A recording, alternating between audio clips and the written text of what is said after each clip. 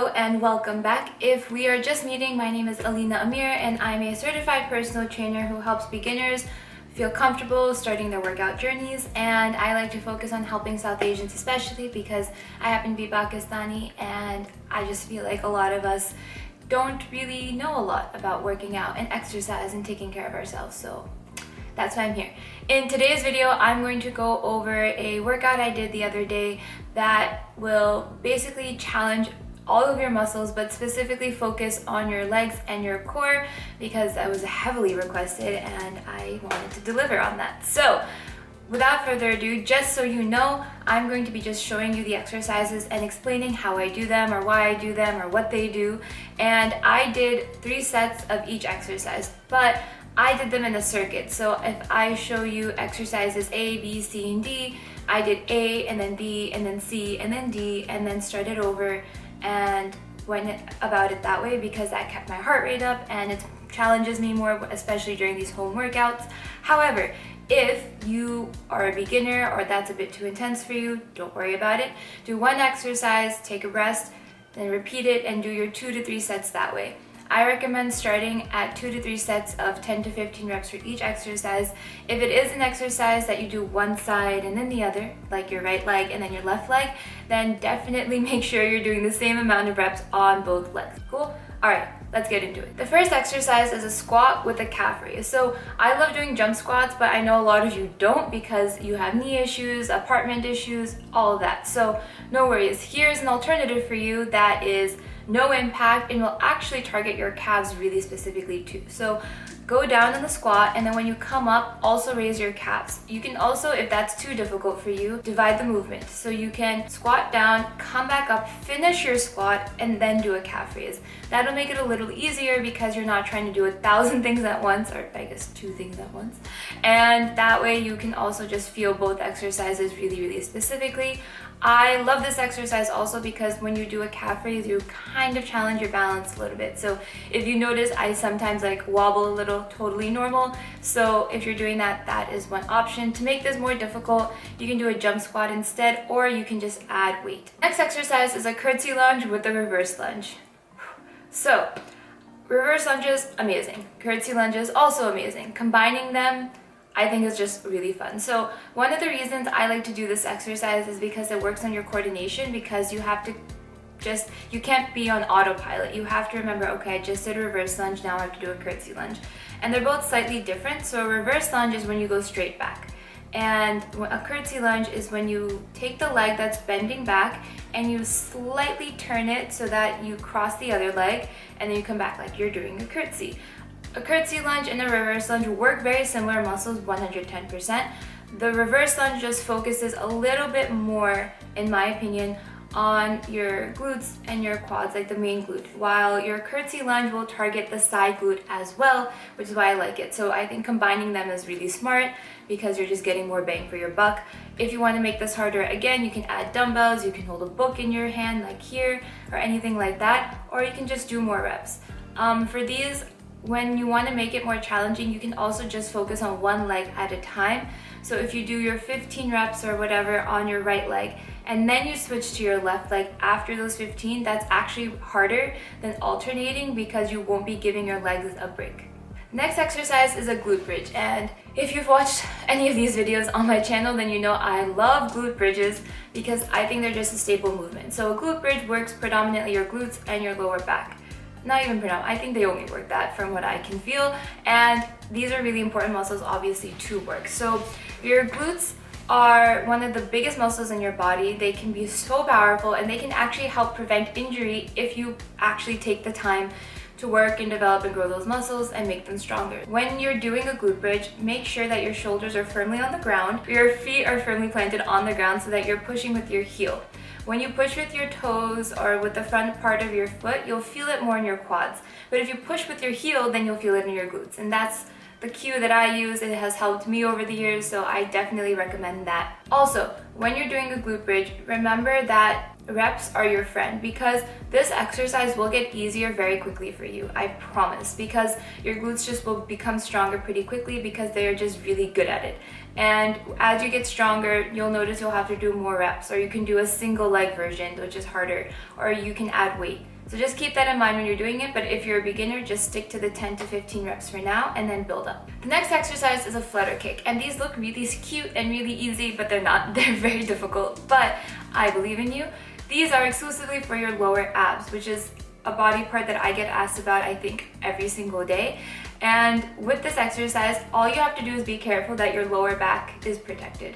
To do that, I like to place my hands basically on my lower back when I'm lying down, or like near my glute or something like that, to support that part of my body while I'm doing this exercise. Your head can be down or up based on your preference. It doesn't make a difference. It's what's more comfortable for you.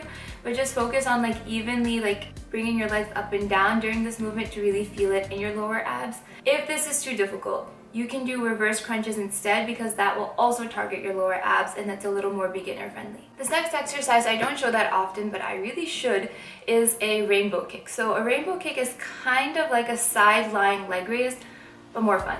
So when you're doing a rainbow kick, you bring you're first of all lying on your side, and you're bringing your leg up and then towards the front, up and then towards the back, and you're kind of making a little rainbow with your leg. And this works predominantly your glutes and the side glute muscles, the abductors, which I think are very important for balance and for helping to prevent injuries. When you're working your glutes and your side glutes, what you end up doing is taking some of the pressure off of your knees and your quads when you're doing exercises, because those muscles can now help you. And when a lot of injuries that we hear about are related to the knee or related to the quad, because we just tend to put so much strain on those muscles and we don't stretch. And this is one way that I have found to help me. So I used to, and I still do, love running. And when I incorporated more glute exercises, my running got a lot better and I never got injuries. My knees were always great, shins were fine. So yeah, that's a little hack for you. The next exercise is a reverse lunge with the knee up. So we did reverse lunges before with the curtsy lunges.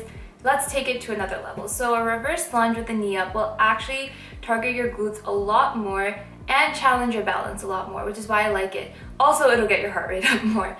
So I think it's just a trifecta. However, if this is difficult, here are a few things you can do. One, you can keep your hand on something like a wall or a chair or something like that to help with the balance part while you get used to the movement. Secondly, if you alternate legs, it'll be a little easier. The balance part will still be difficult, but the strain on each leg will be a little easier. Also, you have the option of just doing a normal reverse lunge. You don't have to do the knee up if you aren't comfortable doing it yet, but you should focus on working your way up, especially if you don't have weights, because this is a way to make the reverse lunge more challenging without having to buy dumbbells. But I love this exercise. It works your quads, your glutes, your balance, all of that, and it also gets your heart rate up. The next exercise is a plank with a tap out. So what I love about planks is that I think anyone can do them. If you need to modify it, you just do it from your knees and not from your feet. They work your core, they help your upper body, they teach you patience because you have to wait. When I add stuff like a tap out in this example, it just makes it more engaging. I'm holding a normal plank and I'm alternating bringing one foot out, and that first of all keeps me engaged. I have to count how many reps I'm doing, which I think is important.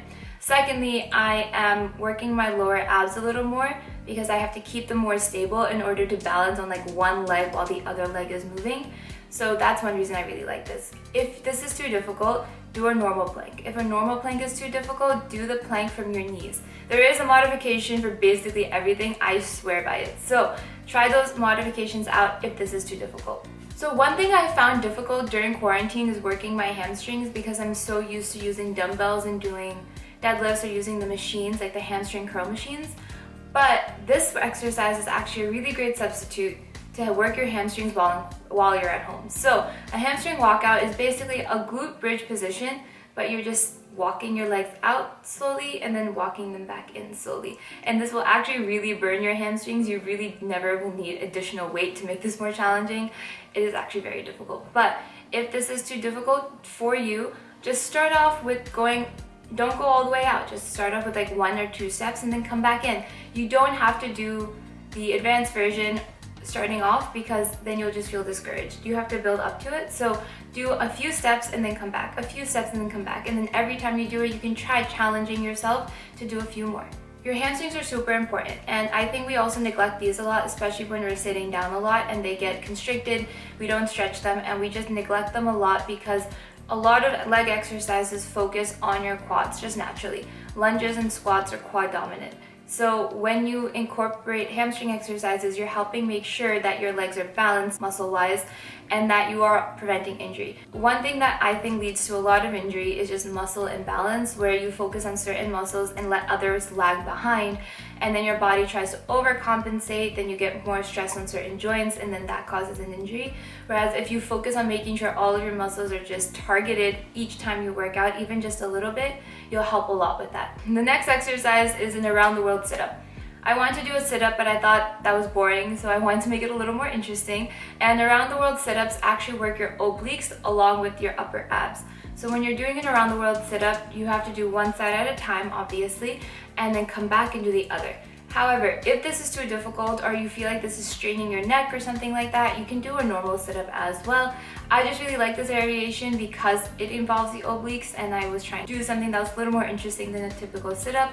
I also like how these keep me more engaged because I have to remember, oh, I just did left, now I have to do right, which is a common theme that I have started in my workouts because I want to be more mentally aware of what I'm doing. So when I do stuff like this that challenges my coordination a little bit, I really like it. The next exercise is a fan favorite. By fan, I mean me, and it's a donkey kick to a fire hydrant. So I really enjoy doing donkey kicks. We all know this. I do them almost in every workout because I think that they're very effective exercises, very convenient to do, very beginner friendly, and almost little to no risk of getting injured.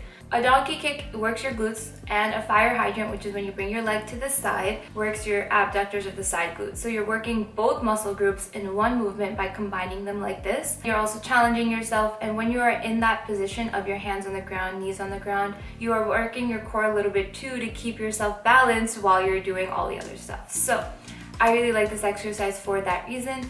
If you want to make it harder, do more reps, or you can add a dumbbell behind your knee. I show that variation a lot too because I've gotten myself to the point where I can use like 15 to 20 to 25 pounds on this to feel it more. But if you're just a beginner, just do a body weight and you will definitely feel it.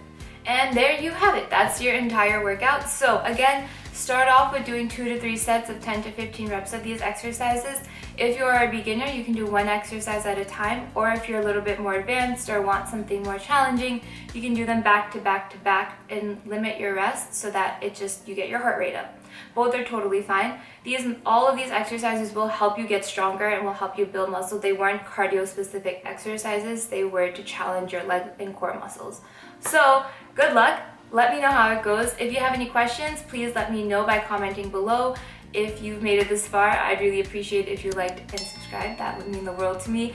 And also, if you have any other questions, you can always find me on Instagram at @CoachAlina_. I love chatting with you guys over there. It's so much fun for me, and I just really appreciate the support. So thank you so much, and I'll see you next time.